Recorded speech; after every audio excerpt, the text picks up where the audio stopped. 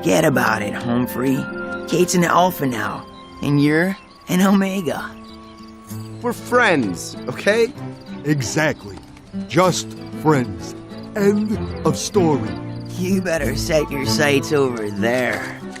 Reba and Janice, the vegetarians.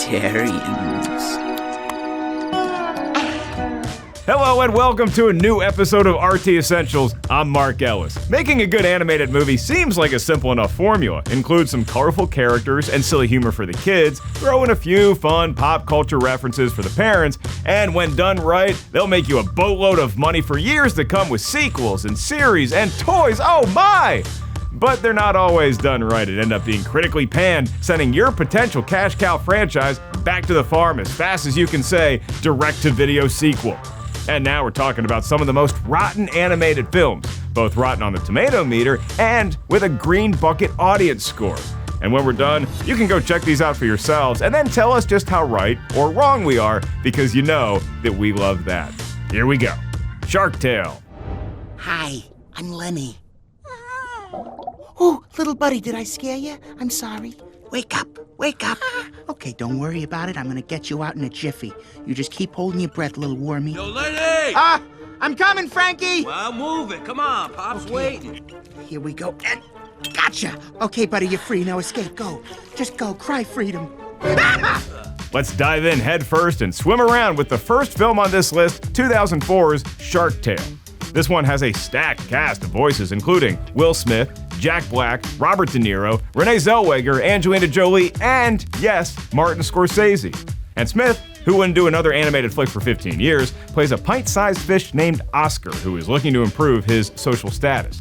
Aren't we all? So when the son of a mob boss is accidentally killed, Oscar takes the credit and eventually becomes the target of said mob boss, voiced by, you guessed it, Robert De Niro, who actually replaced the previously cast James Gandolfini in the part. The film's release was moved up a month in 2004 to avoid competing directly with Pixar's The Incredibles.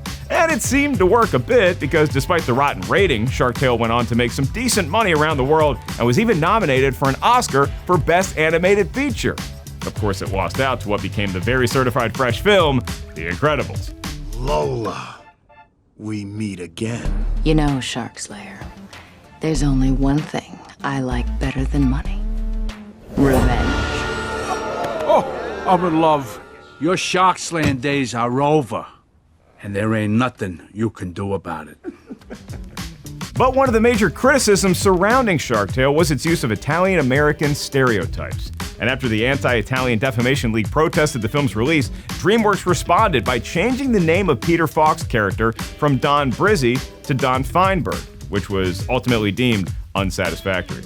To go along with that, the consensus from critics is that Shark Tale is derivative and full of pop culture in-jokes, with a lot of critics saying it's not actually fit for kids to begin with, including Roger Ebert, who said that since the target audience is presumably kids and younger teenagers, how many of them have seen the R-rated Godfather and will get all the inside jokes? Well, Mr. Ebert, it appears the answer was not very many. You were probably onto something. Planes.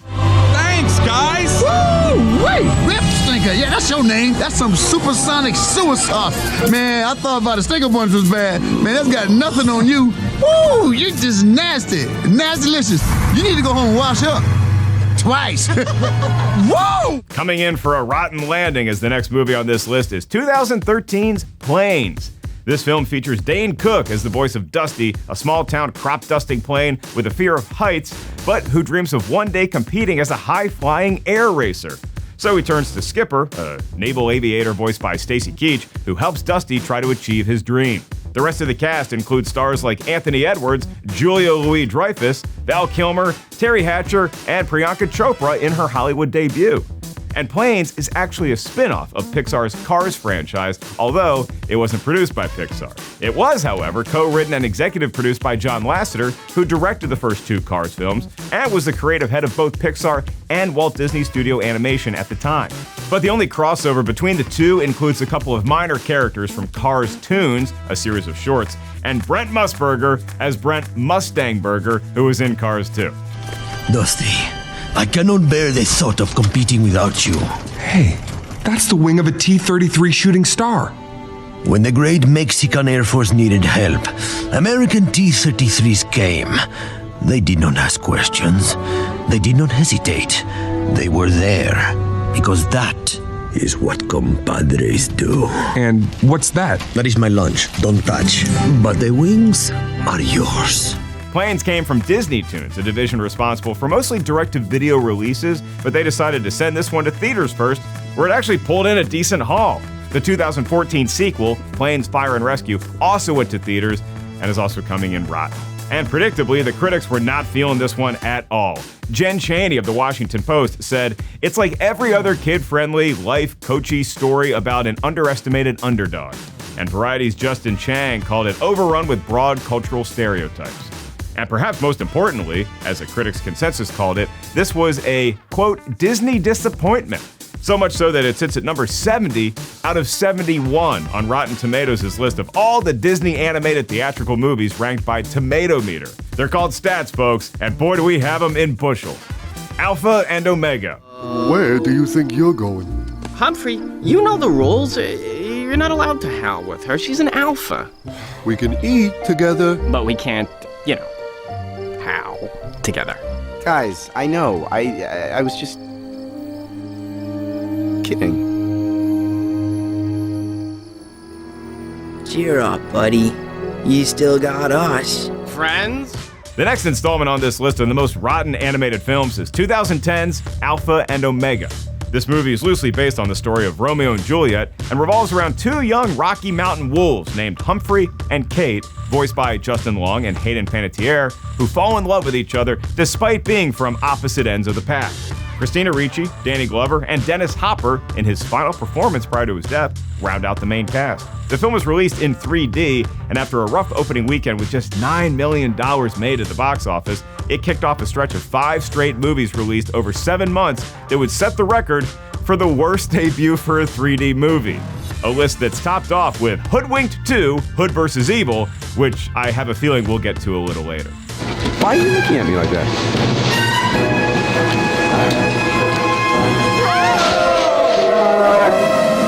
Unbelievable. They have missed the train.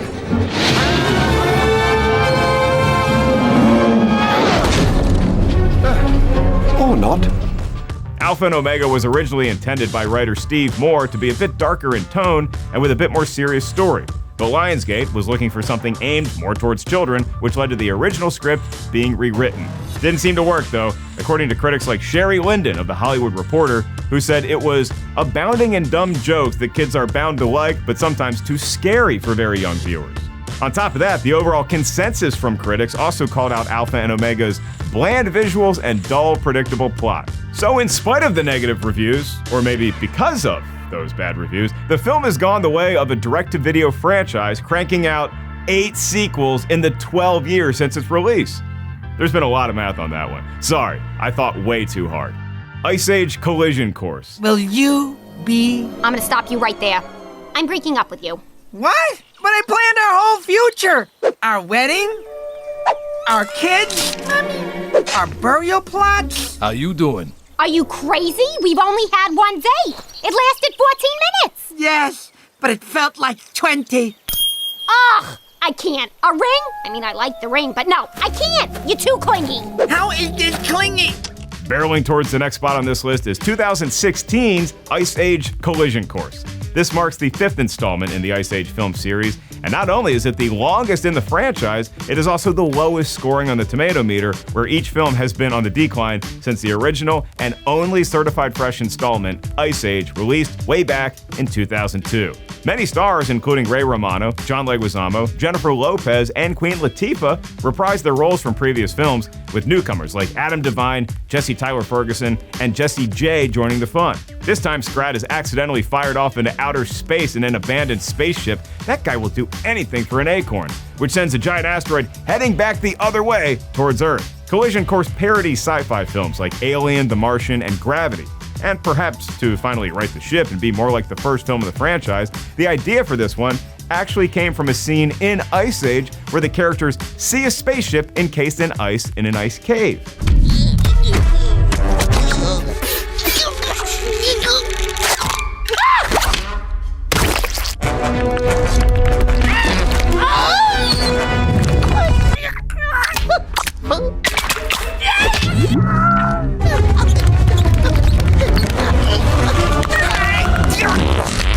But none of that quite worked. The film fell short of its $105 million budget at the United States box office, eventually pulling in a profit with overseas ticket sales, but still finishing as the lowest grossing movie of the franchise. The critics' consensus calls Collision Course unoriginal and unfunny, offering further proof that not even the healthiest box office receipts can keep a franchise from slouching toward creative extinction. Ouch! This is backed by critics like Peter Travers of Rolling Stone, who called it a loud, lazy, laugh-starved cash grab, and Katie Walsh of the LA Times, who said, "It's a watered-down entry that cynically exploits its target audience by serving them scraps and calling it yummy." And now I'm just hungry for scraps. The Nut Job. Wait, we don't know what that is. Andy, I am in charge. Proceed, my dear. Sis, wake up! Wake up, sis! Come on! Disperse! I have been trained in mouth-to-mouth resuscitative measures. She's fine. And cracking into this list next is 2014's The Nut Job. This rotten animated film stars the voices of Will Arnett, Brendan Fraser, Katherine Heigl, and Liam Neeson, among others. In it, Arnett plays Surly, an exiled squirrel who destroyed the winter food supply of his fellow park residents and tries to redeem himself by raiding a nearby nut shop, which happens to be a front for mobsters looking to rob the bank next door. Did we get all that? The Nut Job pulled in a modest $121 million at the worldwide box office against a budget of $43 million. And despite the negative reviews, that was enough for a sequel, The Nut Job 2, Nutty by Nature, which was released in 2017 and is only slightly less rotten on the tomato meter. But it's got to get extra credit for the reference to 90s rap group Naughty by Nature, right? And speaking of budgets, the $43 million for this made it the most expensive animated film to be co-produced in South Korea, which could be why South Korean music star Psy makes a cameo appearance as himself during the end credits, along with his hit song, you guessed it, Gangnam Style. You know the one. Come on, hit the music. No? Not dancing today. Sorry, kids. Let go of this stick! I do not know how to let go of this shit! Let go of this! All right, fine. Hey, Surly!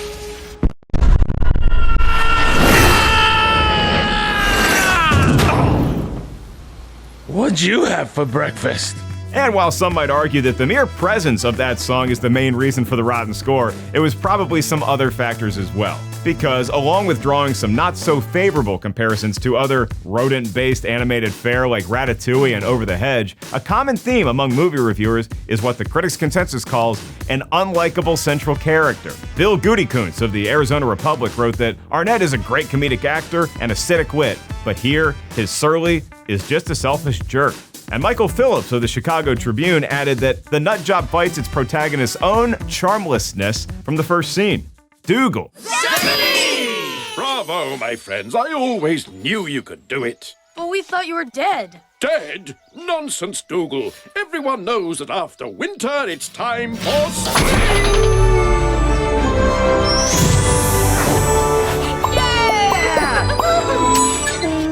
Next on this list of the most rotten animated films is 2006's Doogal, with a voice cast that includes names like Jon Stewart, William H. Macy, Jimmy Fallon, Whoopi Goldberg, Judi Dench, and John Krasinski. This movie follows a talking dog and his friends as they fight to stop an evil wizard from starting another ice age in the enchanted village they call home. Doogal actually began as a French language film released in early 2005, with a recast English language version coming 2 weeks later into the UK called The Magic Roundabout, which is fresh, by the way. But for the American version, the script was largely rewritten and the voice cast, with the exception of Ian McKellen and Kylie Minogue re-recording her lines with an American accent, was replaced. The result is a film that is hovering around single digits on the tomato meter, with plenty of bad reviews from critics and fans. If you want further evidence, Doogal was nominated for multiple Stinkers Bad Movie Awards, including Worst Picture, and won 2 for Worst Animated Film and Worst Supporting Actor for Chevy Chase. I'm guessing those don't make it into the trophy case. What's that? Oh, look, we got Bone Thugs and Harmony up in here. Ooh, scary red eyes. Look at all Dawn of the Dead and everything. Anybody know karate? I train with Morpheus. I know Kung Fu, John Woo, Judo, Kendo, Taekwondo, Wu-Tang Clan, and Chai Tea. On top of those honors, this movie also landed at number 5 on Ebert and Roper's Worst of 2006 list, and also many other worst of lists that year, along with being named the worst animated movie ever by Screen Rant in 2015. The most common consensus from critics is that Doogal is overloaded with pop culture references, ones that didn't really age well, but lacking in compelling characters and plot. With DVD Talk's Randy Miller saying that it's like Shrek without the occasional bit of charm and surprise. Hoodwinked 2, Hood vs. Evil. Excuse me, did I just hear your tiny little voice correctly? Did you just come into my house, hassle my hop, interrupt my dinner, and tell me my hands are dirty? I eat sandwiches bigger than you, little girl! The next spot on this list belongs to Hoodwinked 2, Hood vs. Evil, released in 2011. This film is the sequel to 2005's Hoodwinked, which is also rotten, but just not this rotten, with 2 of the main voice actors, Anne Hathaway and Jim Belushi, not returning. They were instead replaced by Hayden Panettiere and Martin Short, who joined returning stars like Glenn Close and Patrick Warburton, plus newbies like Bill Hader, Amy Poehler, and Cheech and Chong. In this one, Panettiere's Red character discovers that she needs to team up with friends to try and save Hansel and Gretel, who've been kidnapped by a wicked witch. The original film, Hoodwinked, was actually one of the first fully independently funded computer animated films with a budget of under $8 million, but earning over $110 million worldwide. Meanwhile, Hoodwinked 2? Not so much. After coming in at number 6 in its opening weekend, the film pulled in just over $23 million across the globe and was unable to earn back enough to cover its $30 million budget. The wrong house again. His every breath mocks us. That's not good. A little faster there, Twitchy. Huh?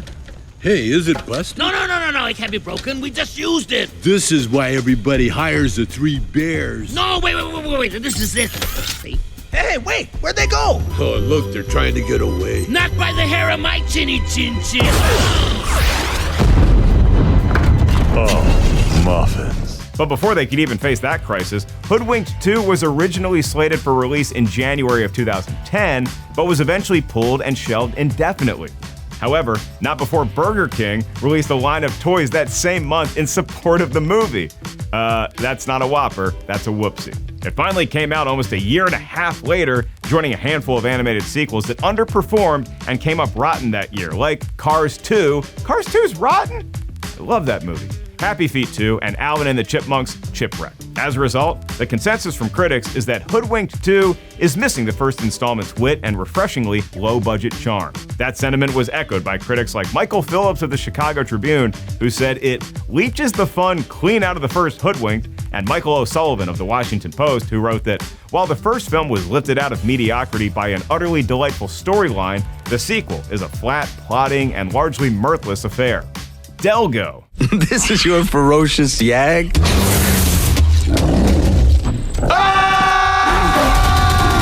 Next up on this list is 2008's Delgo. In a bit of an I Know What You Did Last Summer reunion, this movie features the voices of both Freddie Prinze Jr. and Jennifer Love Hewitt. Prince stars as Delgo, a naive and adventurous teenager who begins a forbidden friendship with Kyla, played by Love Hewitt. Their relationship causes the hostility between their respective people to increase, opening the door for an exiled ruler to try and reclaim her throne. When it comes to the failures of this film, while it was definitely panned by fans and critics alike, you need to look no further than the box office, where it was one of the lowest grossing wide releases in recent history.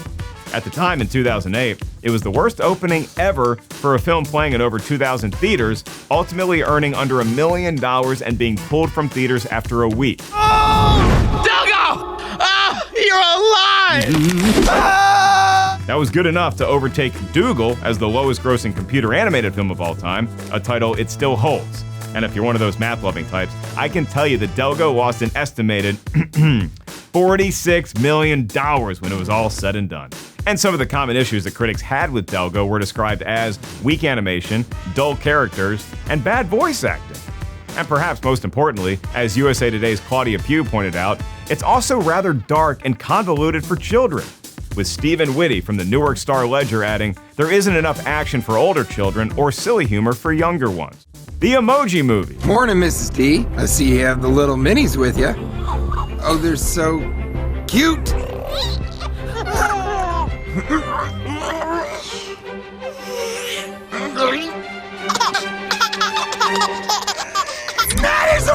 I can't take it! Now I'll never get them to sleep. Stick to your one face, weirdo. Conveniently yet insincerely being texted to the next spot on this list is 2017's The Emoji Movie. Because someone just had to make a movie about emojis, we were given this film that includes the vocal talents of James Corden, Anna Faris, Christina Aguilera, Sofia Vergara, and Sir Patrick Stewart, among many others. The film centers on a multi-expressional emoji named Jean, who lives in a teenager smartphone and is on a journey to become a normal meh emoji, just like his parents. That's something we can all relate to. Believe it or not, this rotten film was at the center of a bidding war for distribution rights, with Sony Pictures Animation winning out over Warner Brothers and Paramount. It was then fast-tracked over concerns that it would become outdated as phone technology continued to evolve.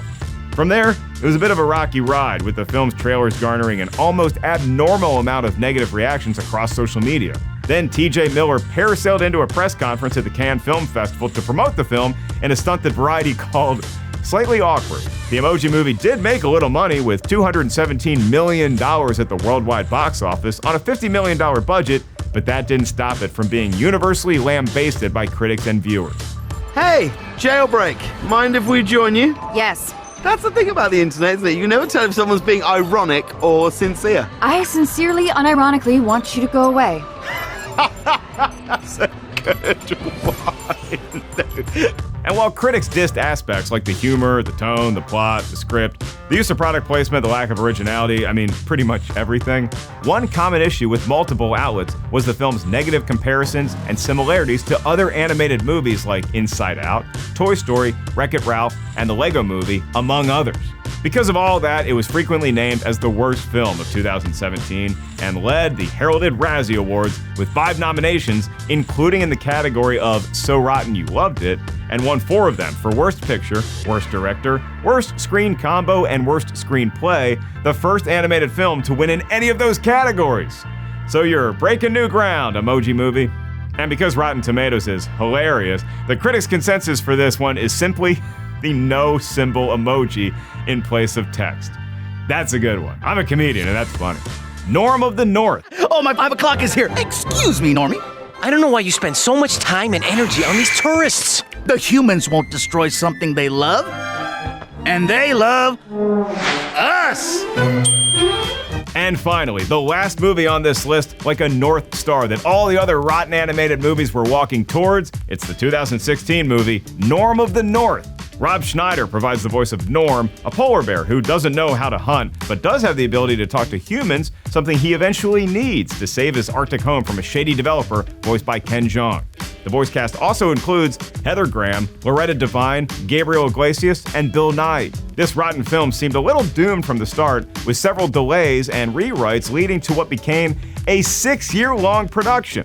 At that point, the studio decided to put what was supposed to be a straight-to-video release, like the 3 sequels that have followed, into theaters first. But after opening over a long weekend in January of 2016, alongside films like 13 Hours, The Secret Soldiers of Benghazi, and Ride Along 2, Norm of the North was only able to muster a 6th-place finish on its way to grossing around $30 million during its run, against a $20 million budget.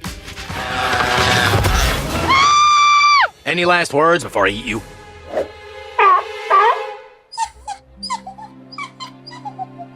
Oh, come on, don't say that. You always know exactly what to say to get to me. Eat him! Eat him! Yeah, eat him! Eat him! Along with that came a lot of negative reviews from critics, even holding a 0% rating on the tomato meter for a while before I saw it. No, I didn't influence the tomato meter, but it did eventually get all the way up to 6%. Gripes from critics include the adult-leaning plot points about global warming and real estate, with whatever eco-message there is coming across as rather vague. And of course, with plenty of animated movies already taking place in a similar setting, Norm of the North drew some unfavorable comparisons from critics, like Mark Kermode of The Observer, who said it plays like a bargain bin mashup of tropes lifted from Happy Feet, Madagascar, Ice Age, etc. And given how far we've come with animated movies these days, Katie Rife of the AV Club said that in a post-Pixar world where audiences have become accustomed to quality animated family films, it's a waste of money. Alrighty, well that does it. Thanks for checking out our list of the most rotten animated films. But as we all know by now, if you really want to know just how rotten or not these movies are, there's only one way to find out. Boom! I just set your weekend plans for you. You are welcome. Thanks for tuning into RT Essentials. I'm Mark Ellis, and my emoji combination right now is beach umbrella, dog, and chocolate donut. Yes, the dog is going to try to eat the donut. No, I will not let her.